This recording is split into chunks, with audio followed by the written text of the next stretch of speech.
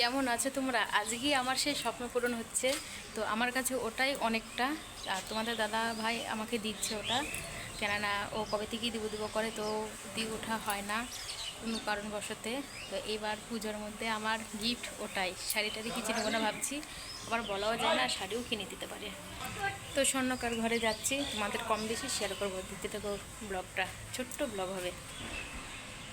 তো এই দেখো, টুকটুকিতে উঠে পড়েছি আমি, তোমাদের দাদা আর আমার বড়দির মেয়ে। তো খুবই আনন্দ লাগছে, খুশি খুশি হচ্ছে মনটার ভিতরে।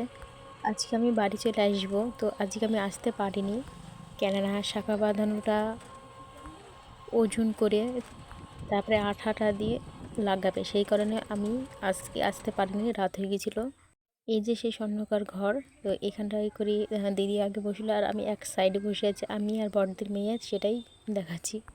তো এদিকে সব কিছু ওরা দুজনেই দেখে নিয়েছে, তোমাদের দাদাও আছে দিদির ওই সাইডে। তো আজকে কিন্তু রবিবার, তো আমাকে সোমবারে বাড়ি চলে আসতে হয়েছে। তো রবিবারে রাতেই আমি চলে আসার সিদ্ধান্ত নিয়েছিলাম, আমি আর তোমাদের দাদা। আমি তোমাদের একটুখানি বাড়িতে এসে ভিডিও করে দেখাচ্ছি। এই দেখো, এটা দিদির বাড়িতে এসে দেখাচ্ছি। দিদি বলছে একটু বাড়িতে আসলে একটু পর। তো একটু হাতে নিয়েছিলাম, একটু আঠাটাও লেগে গিয়েছিলো, এক হাতে নিয়েছিলাম, আমরা খুলে দিয়েছি হাতের হাত। তো ডিজাইনটা কেমন হয়েছে বলবে। এতে কিন্তু 6 আনি আছে, বেশি না, নর্মাল ডিজাইন করা হয়েছে। তো কেমন লাগছে সেটা কমেন্ট করে বলবে। আর ভিডিও কবে পাবে তার কোনো ঠিক ঠিকানা বলতে পারছি না।